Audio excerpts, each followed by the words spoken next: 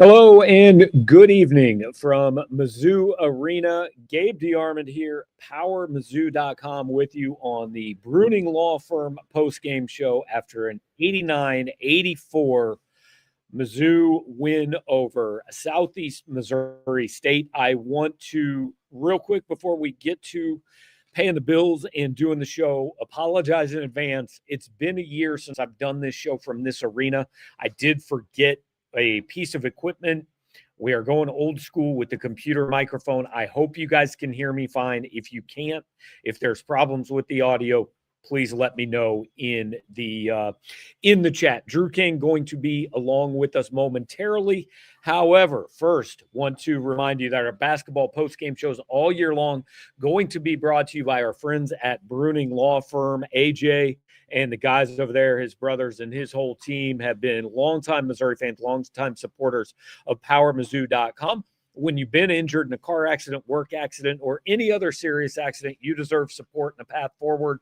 The Bruning Law Firm is Missouri's fastest growing injury law firm for a reason. Over 1,200 five-star reviews, proud to have earned the trust of families across the state of Missouri. Bruning Law Firm has your back. They are personal injury lawyers that serve Missouri, Illinois, and Kansas.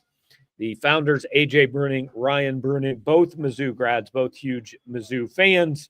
And we want to ask you to get in touch with them if you do need their services at 573-400-2796. Once again, 573-400-2796. We hope you have no need to call the Bruning Law Firm, but if you do, that's how you do it. Just like we hoped that this show would be one thing.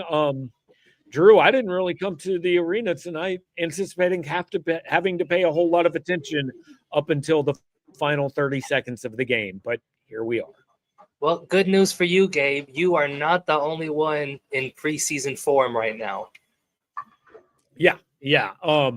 Not great. Want to start out with the super chat from Scott Fitz. Scott, appreciate that. The identity of this team is to get to the rim and shoot free throws, but they can't shoot free throws. Now, actually, in the second half, when they had to, they did shoot free throws. The free throw, I don't know, Drew, we talked after Howard. Free throws go in streaks. Of all the things to worry about tonight, that's actually not the biggest thing I'm worried about. Martin Mitchell started last season pretty poorly and ended up, like he said, about 80% the second half of the year. Yeah. So on the list of concerns, and we're going to talk a lot about them, I wouldn't actually put free throws particularly high for me. Yeah. So here's where I'm at, right? Free throws, not great. You got to do better than 30% in the first half, of course. Turnovers, not great. You got to cut down from the 19 that you had against SEMO. That's horrible. That's not the reason why this game was competitive, right? The reason was because Mizzou still scored 46 points in the first half. They gave up 51. That's where all of the issues tonight started, was on the defensive end, because they came out with a 10-0 run. They looked exactly like we thought they were going to look like against a team like SEMO, and then they took their foot off the pedal completely. It was just a very lackadaisical effort. Mark Mitchell himself said he felt like the team got complacent after taking that double-digit lead. So that was I feel like I'm a veteran on the beat at this point. I've been around. This is my fourth season. Yeah. That was probably the worst half I've seen them play defensively. I mean, legitimately, SEMO did not score a point for 5 minutes and 6 seconds and ended the first half with 51. That's insane. If they had scored at that pace the entire game, they would have scored 136 points. They scored 18 in 3 minutes and 35 seconds at one point. That's a 201-point pace. And I want to be clear before I get into this and really piss everybody off that Dennis Gates eventually did provide an answer. But I started formulating at halftime. I said, the simplest way I can ask this is what went wrong on defense in the first half. There isn't an out to that. Now, you may not answer it, but there Like, that is a very direct question. So that is what I asked him. And he started by saying, it wasn't what we did wrong. It was what they did right. Now, to be fair, later on in the very same answer, he said, we adjusted the angles of our closeouts. It wasn't hard to see what was going wrong in the first half. So there's an answer. Mark Mitchell basically said, we tried harder. Dennis Gates said, we got our hands on some passes. We deflected passes in the second half after playing the first half with our hands in our pockets. So, like, eventually, like, you're never going to get an answer right away, but eventually we got the answer, and they agreed. Like, that was not just about SEMO making shots. Like, SEMO only made 5 threes in the first half. Mm-hmm. It wasn't the 3-point shooting. It was like Missouri wasn't stopping anything on defense. Correct. And to Dennis Gates' points, like, SEMO did hit a couple of shots where I was like, wow, that was a pretty tough one. They had a hand in their face. You can't really play defense better than that. But they moved the ball so easily during that 15-minute stretch. It was like Mizzou prides itself on being this disruptive defense that causes chaos, causes confusion. And SEMO was very prepared for it, and Mizzou had like no counter to it whatsoever until the second half, I should say. So, like you said, we can ask Dennis Gates a very simple question. It's hard to get a simple answer out of him, and he did eventually get there. But like, there were a lot of questions to be asked about this defense, and we couldn't get to all of them. And like, everybody was saying the same thing. You do not have to be a basketball savant to watch that game and say your defense was bad. Like, it just was. And it was, in my post-game thoughts, I singled out a couple guys, and then I said, but it almost seems unfair to single out guys, because when your defense is as bad as it was tonight, like, everyone involved with the operation deserves blame. It was horrendous. And the thing is, like, a lot of times let's be clear. I don't think Missouri's ever been a good defensive team under Dennis Gates. I don't think that's his identity. I don't really think it's going to happen. But what they got was that first year, if you got the ball to half court, you scored against Missouri. The thing was, a lot of teams didn't get the ball to half court. Well, the problem tonight was, if you got to half court, you were scoring, and you were always getting to half court because they weren't really taking the ball away very much. Yeah, and like, on top of that, it was just the lack of effort on closeouts. They're getting beat backdoor almost every time. Like, every cut, SEMO had a guy open. They're overreacting to skip passes, leaving guys wide open in the corner. And those were all the shots that SEMO made from beyond the arc, was corner threes. Guys, I mean, there were so many issues in that first half. And credit to Mizzou, they did make the corrections, right? If they play in the second half for the full game, we're talking about a 20-point win. We're talking about 86-66. But that was not at all what we saw in that first half. Well, and the issue is, I mean, hey, you can get away with only playing 20 minutes against SEMO. You can get away with it on Sunday against VMI. You might even be able to get away with it against Minnesota. We're eventually going to reach the games where you were unable to get away with it. What next this week, reminded, you're not beating Minnesota with that kind of a defense. Like, you're just not. Minnesota had a guy drop 30 in their season opener. Like, it's not happening. What this reminded me of was the first 2 games of the Dennis Gates era. I just went back and looked up the score. The first game was against Southern Indiana. I think it was Southern Indiana's first game as a D1 team. And Missouri won, but it was 97-91. And then the next time out, they beat Penn, but it was 92-85. And, like, there's one of these every year. Yeah. Well, but I think the thing that I remember about those games is we kind of panicked. And, yes, the team ended up being better, but that wasn't a good defensive team. Like, this team is going to win by outscoring people. This program is going to win by outscoring people because we are in year 4. I do not think there is going to be a sudden emphasis or sea change of, hey, we're going to start winning games when we don't score 75 points. Yeah, no, I think like 75 is a little bit low too. Like, this is going to be if you play the way you did tonight. Yeah. Right. No, and I forgot what I was going to say. I'm sorry. But they did have Trent Pierce out. They had Honor Boateng out. They have a 7'5" guy out. Maybe it does get a little bit better when you have those better athletes, longer athletes. But I wouldn't hold my breath and count on it. The point I was going to make earlier. I mean, like with Trent Pierce, what did we talk about after the Vandy game last year? Is he going to fix this? Yeah. Because the biggest problem last year was the defense. Mm-hmm. I don't believe Trent Pierce is a real person that's eligible to play basketball. Or Trent Burns is a real person that's eligible to play basketball here. But whatever. That's another conversation. My point that I was going to make before I forgot it was, like, even last season, Gabe, they had a 7-point win over Eastern Washington. And then you remember the Jacksonville State game. Like, they were only up 1 point with 10 minutes left to play. And Caleb Grill had to put on the cape and hit a bazillion threes to win it by, I think it was 11. So, like, there's always a game like this. I don't want to overreact to it, but we can talk about what it was, which is like horrible defensive first half.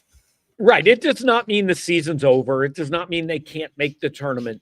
But it is also way too simplistic to me to just say, yeah, this happens all the time. Like, cool, but that doesn't mean it's okay. That doesn't mean it should happen all the time.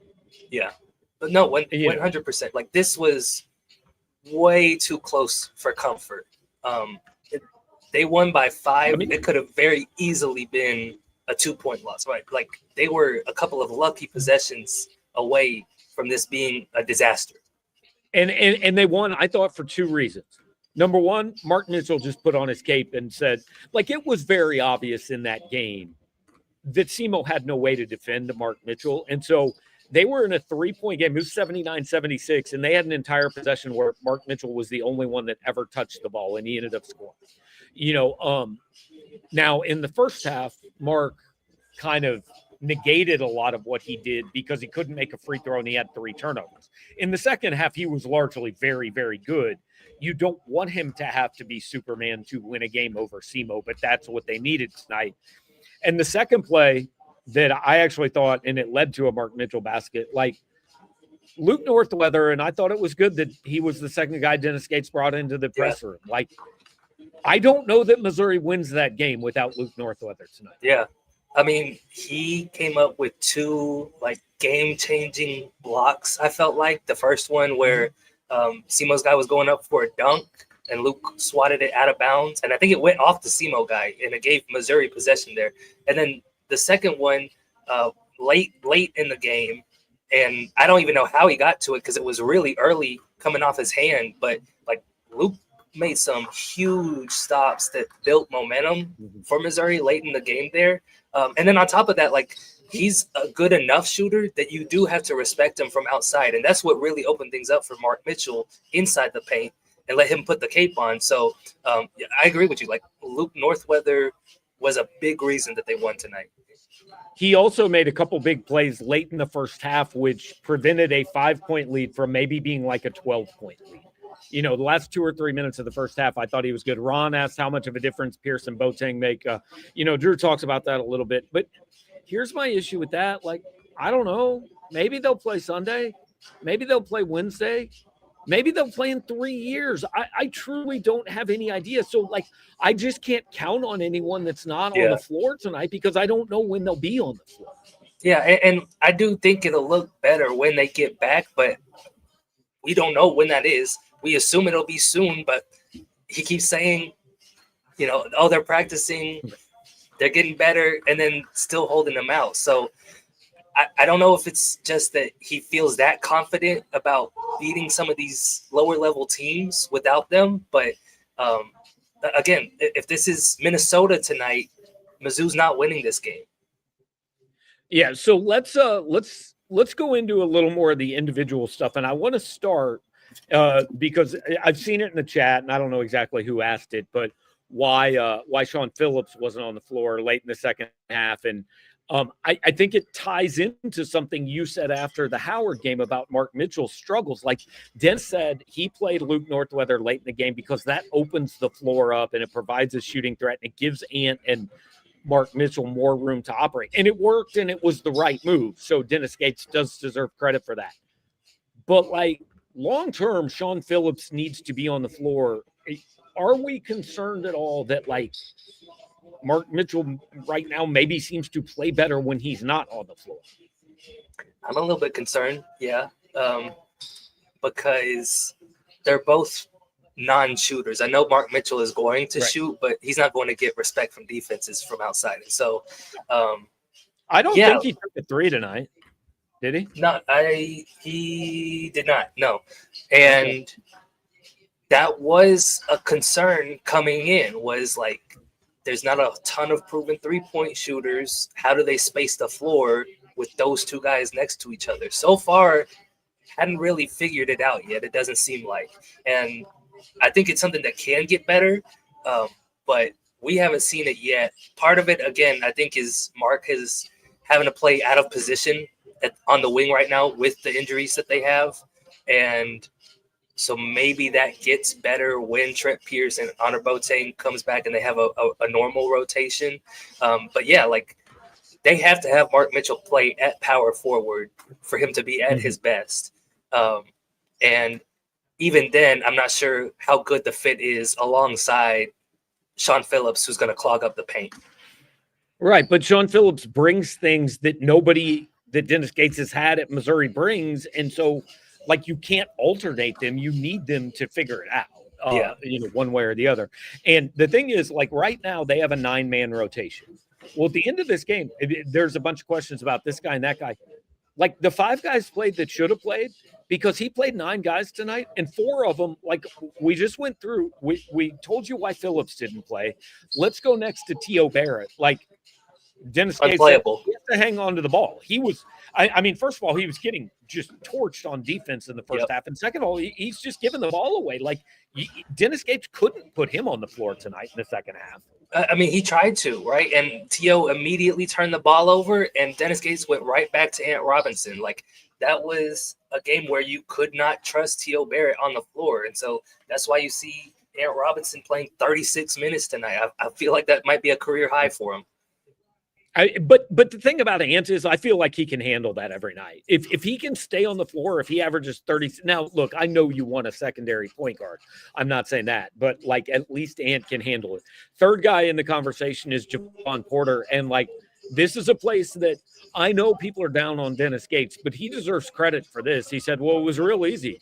Javon Porter got a 3rd foul in the first half, and it was a non-basketball play, and I'm not going to play a guy that gets a foul in that situation. I mean, I think my tweet at the time was, hey, Missouri's not playing well, but at least they're also not playing smart, you know?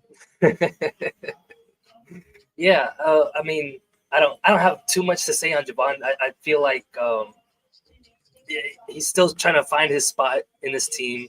And I think they're wanting him to be what Luke Northweather was tonight, and it hasn't clicked for him yet.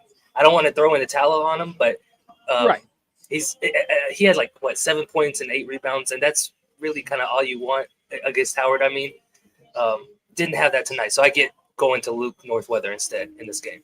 Yeah, and I think it is important to send a little bit of a message with that. Like, you can't, your team's trying to come back. You can't commit that technical. I don't care if it was ticky-tack. Like, I didn't think it should have been a technical, but you can't even give him the option. So the last one, the soccer brings up Jacob Cruz. I mean, Drew, I'm going to be honest, man. There was a question asked in the press conference about how infectious Jacob Cruz's energy was, especially on defense. And, like, that guy didn't watch the same game I watched. Like, you were talking about unplayable. Like, the first 3 possessions of the second half, his guy went right around him. Yeah, I mean, it was such a confusing decision too, because again, the reason they were losing after the first half was because of defense, and they had. But he did say he started Cruz because of Porter's issue. Like, he wanted the stop. Okay, you know. That makes more sense. I understood why he started, but I didn't understand anybody watching that game and going, how do you think Jacob Cruz affected that game defensively? Yeah, and they kept putting him up against Luke Almodovar. I think that's how you say his name, and got torched. He got torched tonight. Luke Almodovar had like a career game against him. So he is somebody that I think all of the concerns are valid with right now. Like he was the worst graded defender in the SEC last season. It does not look like he has developed very much since last year. Because if he is the shooter that he was supposed to be, you can maybe live with some of that. Mm-hmm. But like, if he's out there making 6 threes, hey, if you give up 12 points, it's still a net positive. But tonight he was 1 for 3 from the floor, and I promise he gave up more than 3 points. And like, I'm not trying to single out. Well, I don't feel like I'm singling out a guy. We just ran through 4 guys that shouldn't have been on the floor, so we're not singling anybody out and blaming anybody individually for this. But they need to, like, as many times as we've talked about, he's going to play 37 guys in a game. They need to get everybody healthy real quick because, like, on a night like tonight, he ran out of options in a hurry. Mm-hmm. Yeah, I mean, realistically, it shrunk to an 8-man rotation in that second half. Like, he took Cruz out. I don't think he went back to him. He definitely took Teo Barrett out and did not go back to him. So then it was actually a 7-man rotation. Yeah, correct. Yeah. Which is not normal for Dennis Gates. Yeah. Okay, so this is the last thing the last thing from the chat for now that I want to do before we get to the voicemails for a little while. Steve Richards says the list of concerns starts and ends with the guy in the suit. I will agree it starts with him. I won't agree it ends with him. But here's the thing, and Drew, I had this written in my instant reaction, and I took it out. And the reason I took it out was because I just thought after that game, it wasn't the right conversation. Because, like, I think you should be upset about that game. I think it's okay. So I didn't think it was exactly the right tone to strike, so I took it out. But what I had written was, here's where the PR and the non-answers matter. And that is, like, 3 years in, Eli Drinkwitz was a sub-500 coach who hadn't yet had a quarterback, and nobody was real sure, but damn, he was good in a press conference. And if you asked him a question, he actually gave you an answer, and you understood what went wrong and how he tried to fix it and all that. Like, Dennis Gates has not done poorly at his job. He had one awful season. We all know that. But, like, he has made 2 NCAA tournaments in 3 years. He's the only Missouri coach to win a tournament game in 13 years. He has a roster that should go back this year, and he has an all-world recruiting class coming in. Like, all of that tells me this should be a guy that this fan base, maybe they don't love him yet, but, like, they generally feel pretty good about it. And I feel like the fan base generally feels pretty bad about him. And I don't think it's as simple as he doesn't understand basketball and doesn't know how to coach. Like, that might be your reasoning, but that's not valid. He knows more basketball than we do. I think it's because the public PR doesn't matter until you need it, man. And then it kind of matters. So I'll add this too. MIZ said it after the Howard game. It is impressive that Dennis Gates can put together the same exact team with all different players year after year, because the same issues that we've been talking about for the past 3 years are a lot of the same issues that we're talking about tonight, right? Defensively, not great. Free throw line has been better. What was something else? Rebounding, like they got out rebounded tonight, 33-30. And I wrote coming into the game, like, SEMO is not a team that turns the ball over a lot. That's somewhere that you could take an advantage with all the size, the extra size that you brought in this season. Didn't happen. They got out rebounded. So I think that kind of adds to some of the unrest among fans, is that they are tired of seeing issues go unaddressed season over season. Yeah. So, and I don't want to pretend there are no, like, valid coaching critiques, because I think there are, but I just, the results on the field or on the court, his approval rating should be higher than it is. Yeah. And I understand why it's not. It's because, like, somebody said to me the other night, you seem like you're getting tired of his shtick. I said, no, I'm getting tired of, like, literally showing up at the arena and having no idea. I'm getting tired of asking what went wrong on defense and then being told nothing went wrong on defense, only for him to then actually say what went wrong on defense. That's the frustrating part. Yeah, like I said, we can ask simple questions. It's usually pretty tough to get simple answers. Yeah. Zoo Flame says we aren't talking enough about how that will likely be SEMO's best night from the field all year. Look, I hit this point like 2 years ago when when you walk away from every game going, man, those dudes just made some shots. Eventually it's you, man. It's not, if you wake up, Drew, I don't know if I've used this one on you, but this is my favorite saying ever. Okay. If you wake up one day and meet an asshole, that's bad luck. If you wake up every day and meet an asshole, you're the asshole. So, like, if we're constantly talking about how well this team shot, like, what's the common denominator here? Yeah. I mean, like I said, it's that it goes unaddressed. It feels like most seasons. And like I do feel a little hypocritical here because, like, you weren't here when Konzo was the coach, and let me tell you, man, even when they won, Konzo Martin basketball was hard to watch because, like, his goal was to win every game 62-60. And I constantly said the problem is when you're trying to win 62-60, you don't leave yourself any margin for error, right? If the other team does just hit a couple miracle shots, all of a sudden you're beat. Well, like, I'll give Dennis Gates this. The way he plays gives him more margin for error because he is going to score 90 points most of the nights, so, like, it is a far more entertaining brand of basketball. Well, and like, he did win with it too. Like, the high, he wins with it too. Like, we saw 3 top 5 wins last year. Like, it is a winnable formula, but it's also just so inconsistent. That's the problem. I think you can absolutely win with it. I think it is fair to say, can we win 4 straight games with it in Nashville or in the NCAA tournament? I don't know, because if this shot abandons you one night. Now, I guess, look, if it's hard to win every night playing really good defense and it's hard to win every night really scoring, maybe it's just hard to win every night, Sure. Yeah. I mean, if we want to look at things in the big picture, like, they won, that's really all that matters. And we're either going to look at this as a blip on the radar or the first sign that this season is going to all go downhill from here. But again, like, they took care of business. As long as they keep winning and don't lose games like this, they'll be fine long term. Right. And I think that is why it's worth talking about the things that went wrong tonight, because yes, we could absolutely completely forget about this game by the end of the year.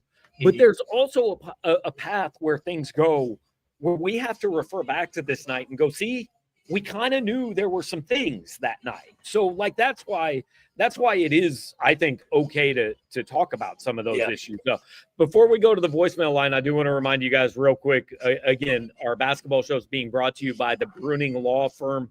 And that'll be the case all basketball season long. When we get to preview shows in SEC season, when we get to a little bit more consistent post-game shows, they're going to be our partners for this all year long. Fastest growing injury law firm in the state of Missouri. More than 1,200 5-star reviews. We just mentioned on another show somebody had 400 5-star reviews, and that was more than we had. So 1,200 is way more than we have. So they're doing a good job over there. If you need their services, if you've been injured at work, in an accident, whatever, 573-400-2796. All right, Drew, you ready to hit a few voicemails with me? I am. I'm ready. All right, let's do it. I've listened to none of these. It could be awful. Perfect. Gabe, under 5 minutes to go. This is Bo in Columbia, Missouri. This has Jackson State from a couple of years ago written all over it. Red flag. Well, did you ever think they were going to lose? No, and you asked me that at one point if I thought, and I said no, but it's not going to be pretty. And it turned out to be the case. The Jackson State game, you could see the panic from the players. This game, I never felt like anybody was panicked because you could just hand the ball to Mark Mitchell and he would go score. But I mean, yeah, there's definitely some red flags you can take away from this game, and you want to see how they respond on Sunday. But I don't. Again, I don't want to overreact to this one game just yet. Yeah, at 55-46, I thought they might lose. And then Anthony Robinson and Mark Mitchell kind of went on a little two-man run. And then the only other time I really thought they might was Braxton Stacker, excellent name, by the way. Don't love the hairdo, but excellent name. Made a three to put SEMO up 71-69 with 7:47 left. And I thought, hey, they're kind of not backing down. But I thought the biggest shot of the game, Jaden Stone hit a three-pointer about a minute later to give Missouri back the lead. And, we haven't talked about him a lot tonight, but, like, he's clearly – I don't care if you start him or he's your first guy off the bench, but he's in the top 6 in the rotation. Yeah, and I've seen a lot of people say, why isn't he starting? I think they like him kind of in that Caleb Grill role, coming off the bench, being a spark plug, being a flamethrower. So he's been really, really good these first 2 games. And he's somebody that, like, nobody was really talking about coming in. I mean, he hadn't played basketball in almost 2 years. How could you talk about it? He's been, like, one of the biggest surprises of the year so far. No question. We got about 5 minutes left in this second half. I'm just sitting here wondering, can Jason Crow throw on a Mizzou jersey and take the ball up the court and score? I mean, what are we doing? I'm so sick of watching Mark Mitchell just do one dribble, spin move to the left, and then just be stuck. If this is what our team is going to be, we're not winning 5 games in the SEC. I'm sorry, we're just not. Love you guys. 5 minutes left was a popular time to call. Also, like, look, I was pretty hard on Mark early on, but he kind of won him that game. By the way, can we get back to stating your salary for the year when you first call in? Okay. I thought that was one of the rules that we established. Yeah, that's Drew's request for a basketball season. Let's do that. Annual How much you making from here on out. And Justin from Jeff City, $70,000 a year, 2001 Nissan Altima. I don't understand why we're playing Phillips over Norweather when Norweather does so much more on the offensive end and plays like he gives a damn. Phillips, it's a mini Gray problem where the offense just comes to a halt and everyone crashes on Mitchell. And then it was okay when you had guys like Tamar and Grill who could shoot the lights out on the corners. But we don't have that in Mac, and Stone is hot and cold. Like he'll be taking over a game, but I don't think he's that one. So it's just such a bad look. Javon Porter, I don't know. Like, play like you give a damn. There's a lot of not giving a damn outside of, like, yeah. Drew, they were going through it tonight, man. And like, look, tonight he was right. Northweather over Phillips was the move. But if this team's going to get anywhere near its ceiling, Sean Phillips got to be a factor. Yeah, I mean, Luke Northweather didn't have a double-double against Howard. Like, that's why Sean Phillips is playing ahead of him. And they did make the adjustment and played Northweather to close out the game. So we didn't really talk about Sebastian Mack at all. And I'm curious what you thought. Yeah, like, he was another guy that they kind of turned away from down the stretch, though. And I wasn't completely sure why, other than, like, he wasn't hitting any threes. And I don't think that he would have helped space the floor for Mark Mitchell, really. But, yeah, I thought he was fine, too. Yeah. I mean, he was 5 of 9, but, like, 1 rebound, no assists, no turnovers, no foul. Like, there need to be some other stats besides just the points. Yeah. And I didn't think he was really the reason that they were struggling defensively either. Like, I think he had the highest plus minus in the first half. So, again, like, so he must have played the first 5 minutes and then sat down for the last 15. Good move there. Also, thank you. They should fire Sean Conate. Gabe, that's just trying way too hard. We're going to move on. I'm trying to be mad watching this game, but I can't help but cheer myself up and start laughing when I look at Jacob Cruz's fucking haircut. What in the Like I said, we don't screen the calls. So everybody who said that Jacob Cruz couldn't play defense was booed all offseason. And what did he do? He didn't play defense at all in this game. And yet he keeps getting more minutes. And this isn't a Jacob Cruz hate voicemail. There's a lot of guys on this team that just don't look like they want to play defense. I don't really understand the minutes that are going to Porter. I guess it's because Pierce is hurt. But, I mean, I don't know what he's giving you at all right now. I mean, if they pull this game out, nobody's going to remember that we almost lost to SEMO, but this was a embarrassing defensive performance. No, I agree with all that. The only thing I disagree with, I don't know, Drew, were you trying to fight against people in the offseason saying Jacob Cruz wasn't a good defender? No, that wasn't me. What I'll say about Porter, though, it's the second game of the year, y'all. Like, they got to let him find their spot in the rotation, find their role. It hasn't looked pretty yet for him, but, like, again, he's played maybe 30 minutes or maybe a little bit more than that, but less than 40. Right. And the way I always like to do this, like, we have become such a football-centric society, right, where every game is it is a referendum. So if you judge this in terms of a college football season, we are 2 games into a 32-game season. That is the equivalent of early third quarter of the first game in a football season. And I know a lot of people do make sweeping judgments about the entire season in the third quarter of the season opener. Trust me, I read them. But, like, this doesn't – there were some red flags. They could be issues down the road. They don't have to be issues down the road. For sure. And just to throw out a reference in there, like, if anyone's ever played pickup basketball at a place where, like, people normally play routinely and it's your first time there, like, it takes a while for you to figure out how you're going to play with all of these strangers around you. I feel like that's where Javon Porter's at right now. So they still got to give him those minutes. And so I kind of understand why they played him as much as they did tonight. Yeah. And it didn't beat him. Correct. Yeah, Gabe, this game was terrible. But I'm actually not going to panic yet.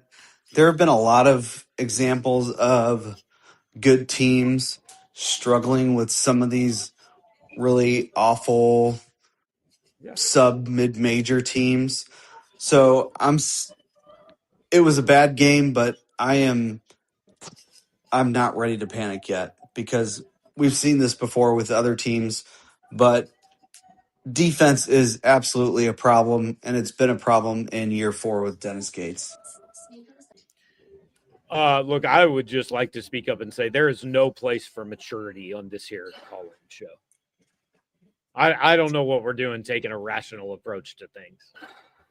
Well, it just goes back to my point, Gabe. Like he said, defense is a problem, and it's been a problem. And I think that's where Dennis Gates is rubbing people the wrong way right now. Yeah, for sure. All right, let's see what's next. Hey, Gabe.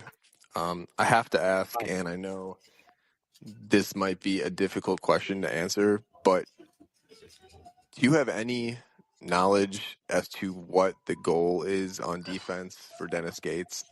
His philosophy is so confusing to me. Is our offense that? I think it's like, I think they want steals. I think they want the other team to never get a shot up. Once you get past that point, though, not great. Yeah, it's to be disruptive. It's to make the other team panic when it brings the ball up the court, cause confusion. You don't know where you're going with the ball. It did not look like that tonight. It looked more like Mizzou was the team that was confused. Yeah, and like, very fair question. I'm not at all making fun of the question. It's the question I think all of us have at this point, and it's the question like we might be asking in a month if Kansas hangs 110 on them. You know? Yeah, 100%. My goodness, Gabe, this has been atrocious. Atrocious officiating shouldn't matter against SEMO. Atrocious effort, atrocious defense. terrible help defense. Off-ball defense has been absolutely terrible. Rotations have been slow. But that's just become like a thing we got to get used to now. Atrocious ball handling. What the hell happened to T.O. Barrett today? What is going on? Tough to argue with a lot of that. I thought the officiating didn't stand out to me as particularly bad. No, in fact, like both coaches' challenges went unsuccessful. Like the refs confirmed both calls. So I don't think reffing was an issue. I do think the complacency was an issue. Yeah. The rest of that call, agree with. Yeah. All right, it's Justin again. We're in the fouling stage, so I think the game is pretty much over unless something crazy happens. Oh god, it's going to come back, isn't it? But no, there's a real issue with our perimeter defense and just our defense in general. Like there was too much of that game where people just didn't know where they were. We left open shots on the wing. We left open shots in the corner. Is it because we can't run half court offense? So the defense can only play in transition? Like, because our half court offense looks like shit too. Like, it. Also, Northweather needs to be started. But yeah, MIZ. I meant to mention on Justin's first call, while you're Jeep in the shop, Justin's driving a Nissan Altima from 2001, man. You might want to look into that. Okay. Actually, my first car was a 2001 Nissan Pathfinder and held up pretty. I got in a couple car accidents where people hit me in that car, and every time my car would have a itty bitty dent, and then their bumper would be like cracked off on this in the middle of the road. So I nicknamed the car the Tank because of just how sturdy it was. So that's my wife story. My wife had a 2006 Altima that when our son turned 16, we gave to him, and like he drove that thing until he treated that thing like crap. Like he lived in it. It was a garbage pail. Like treated it awfully. He drove that thing till last year. So I'm just saying, you might want to look into it. Might need to go back to a Nissan. Utterly and totally pathetic. Good luck against ILL. I mean, Illinois is a month and a half away. Maybe we'll see Trent Burns by then. I mean, I've seen him. I know he exists. I don't believe he plays basketball, but I do know he exists. Can you imagine if they would have lost, though, how much worse it would be even? I'd rather not imagine. Yeah, it wouldn't have been fun. Yeah, Gabe, this is Tiger Kais, and wow. We got a lot to work on with this basketball team. Look like there's no chemistry out there between a lot of guys. And I'm not sure where Mac went the last 10 minutes of the game or so. Don't you want to have ball handlers at the end there to ice the game a little bit? Anyway, Dennis, you got a lot of work to do. Out. All right, we're going to power. We got about 3 more. We're going to power through these. Okay. Gabe, I don't even know what to say. That was brutal, but positive spin on it. Auburn had an overtime game. Boise State almost lost to a D2 game. No, they did lose. You know, it's only the second game of the season. A little scary, but they just need to pick it up. Go Tigers. Ooh, I'm on the potty, and these wings are spicy. That's a football caller. Yeah. Gabe, Drew, John from Kansas City here. Here's the thing that I guess no one else on Power Mizzou is aware of. It's college basketball. Man, this kind of a thing happens sometimes. And yeah, there are some red flags, and I'm sure that's pretty much all that the board and all that the voicemail and comment line has been doing all night. Yeah, there are some red flags. But at the end of the day, this team won a basketball game. It was ugly. It looked like crap. And by the way, a Dennis Gates coached team won some really ugly games in the non-con last year as they were gelling and figuring it out. And then they ended up being like the most fun basketball team in the history of the world. 2 stats to close with. Mizzou tonight, 1-0. KU tonight, 0-1. Which team would you rather be supporting? Like, guys, they won the game. What if KU played SEMO and Missouri was in Chapel Hill, North Carolina? Maybe it would have been different. I'm just glad that was the call we ended on and not the one before it. Right, fair. And look, he does make a relevant point. They won the game, and that matters. But like sometimes you dick around and you don't leave your house till 15 minutes later than you're supposed to. And you know what? Maybe you hit every light and there's no traffic and you still get to where you're going on time.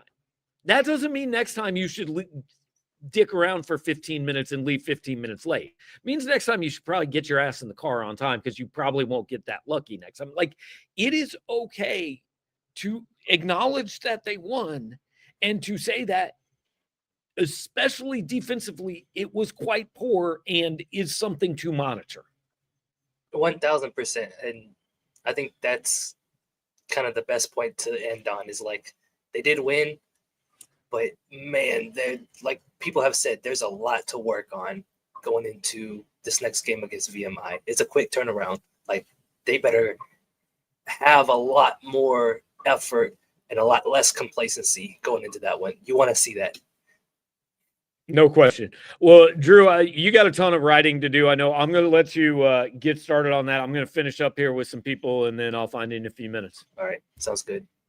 All right. That is Drew King joining us from Mizzou Arena. Appreciate him being a part of it. I'm going to stick around and, hang out with you guys up till about the hour mark. So we got probably about 10 more minutes if there are questions, some more comments, things like that. I feel largely like we've covered most of the issues. Walker says turnovers made this game what it was, that and free throws. So turnovers, Missouri had 19, SEMO had 16. Missouri actually scored more points off the SEMO turnovers than SEMO scored off the Missouri turnovers. Missouri got out-rebounded by SEMO, which is a bit of a concern. Free throws, yes. Missouri, they ended up 19 of 31. At one point, Missouri was 4 for 14 from the line. So actually they went 15 of the last 17. But free throws made it closer than it should have been. But I agree. Look, like everything is a secondary issue to what made this game what it was Missouri's defense in the first half. That's all there is to it. The second half was good. Second half was fine. Outscored SEMO by 10. You'll take that. What made this game so much closer than it should have been was the defense in the first half. What is Honor Boating's injury status? We don't really know, guys. He's just like Dennis said, they're trying to evaluate it. That doesn't sound super encouraging to me. I've been told it's not really that big a deal by somebody, but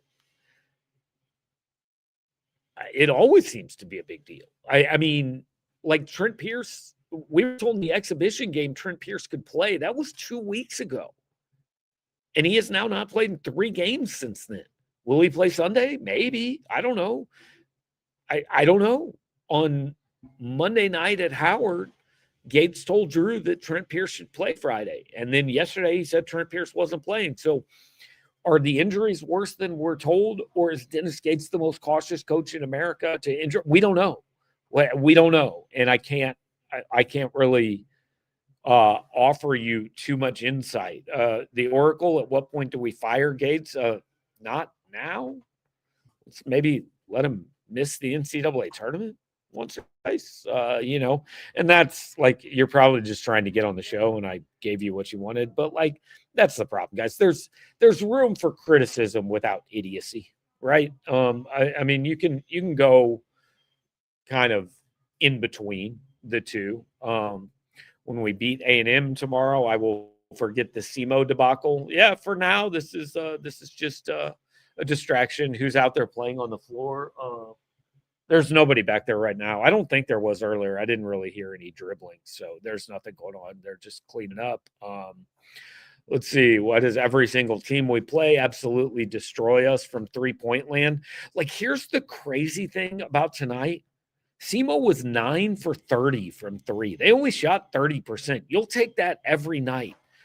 At one point, I looked up and SEMO was 8 for 24. I thought they'd made 15 threes. I'm with you guys. It felt like they shot the leather off the ball, but they actually, like, it wasn't the threes. It was that Missouri wasn't defending. Like, SEMO shot something like 57% in the first half from the floor. It wasn't the threes. It was that they were getting inside, Let's see. Last year, the defense was great at steals and forcing turnovers. This team looks nothing like that defensively. Right now, totally agree. Let's give them a minute.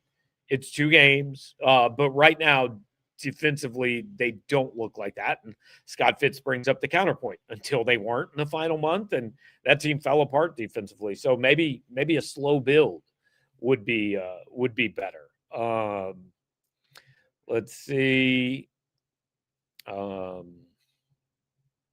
I have to start drinking beer in the parking lot in 10 hours. I need to get to bed. Hey, man, I'm not drinking beer, but I got to be over there in about 13 hours too. So I'm with you. And I still have some more work to do. Magic Man's asking if Crow was at the game. I'm not sure. Like, he was clearly in town earlier today, but I went and tried to look for him before the game and didn't find him. And our photographer didn't see him. So I'm not sure if he was at the game, but I know he was planning to be here, and I think they're going to stay all weekend. So, Hayden is saying he was here. I just didn't see him. But I got here a little bit later than usual and was a little bit rushed. So that's probably why. I compared this game to the UMass football game. Mizzou looked like they didn't want to be there. Yeah, but like the UMass football game wasn't tied with 3 minutes left, so that's a little bit of a difference. Let's see. All right. Gates has been doing this untransparent injury report stuff since he's been here. Did the same thing with Grill. He kept saying he'd be back soon. Yeah. And look, guys, again, I want to be clear. Like, the key is to win games, right? But the PR does matter. Eli Drinkwitz is really, really good at it. Barry Odom was not good at it. Like, Barry Odom at 500 could have gotten another year. He wasn't good at the PR part of it. He didn't have enough people on his side. The PR doesn't matter until you need it, until it does matter. And I think Dennis has had again, I understand 0-19 happened, and that's never going away. And I don't want to say other than the worst day of your career, you were really good, right? No. So that counts. But like, overall, again, I just keep going back to his performance on the court, I think merits an approval rating better than he has. But I understand why he doesn't have it, because there are first of all, like Drew said, some of the issues have been issues for 4 years. And second of all, like, it just, after a game like this, and you don't have to stand up there and yell and scream or say this guy sucks, but people do want probably more answers than he is going to provide them. And I want to be clear, it's his program. He doesn't owe us that. I mean, again, if you're funding NIL, if you're paying for Jason Crow to come, he probably owes you that, and he probably will give you that. Publicly, he doesn't have to give us those answers. It's just, it builds up goodwill. Like, if you are good at PR, if you are engaging in press conferences, things like that, then the reaction to games like tonight is one thing. And it's different than what the reaction to tonight here is. Again, important to stress, Missouri won the basketball game. That matters. More than all the rest of the stuff. But it's also okay for you to be a little concerned and not sure about what you saw tonight. I would, if you don't question anything, then like critical thinking is encouraged. Critical thinking is allowed. What I watched tonight was not very good for the first 25 minutes. Now they fixed it and they did it in time to win. That matters too. And that is what Dennis Gates focused on. And that's what he should focus on. Like, he shouldn't come into the press conference and say we sucked for 25 minutes. Focus on that stuff. But like, we can talk about the first 25 minutes and we can talk about, hey, Minnesota's here next Wednesday. And while I don't think they're great, you can't give up 51 points in the first half. Notre Dame's 25, something like that, days away. Kansas is a month from tomorrow. So it's going to get harder. You want to work the kinks out now. It shouldn't be hard. This team should 100% be 8-0. If it's not 8-0 going to KU, there's a problem. But, that doesn't mean everything was perfect. And I think we most definitely covered that tonight. So appreciate you guys hanging out. I'll be honest. The only reason I did this show was because it was the home opener. I thought, hey, we've got a sponsor. We're not doing every show, but like, we need to give them a certain number of shows. We did one after Howard, but this is a home opener. Let's go ahead and do a show on Friday night after the home opener, right before A&M. Be an easy, quick, hey, they beat the brakes off SEMO. Here's what was good. Cool. Everybody enjoy the football game tomorrow. Glad we did this show because it was not that, we will be back with you tomorrow night. Cody Goodwin and I from Furrow Field, less than 24 hours from now, hopefully less than 24 hours. I don't want to be starting that at 11 o'clock after a 2:30 game. But Drew will have coverage of this all night. Make sure you like, comment, share, subscribe here. Check out everything we've had all week on the channel.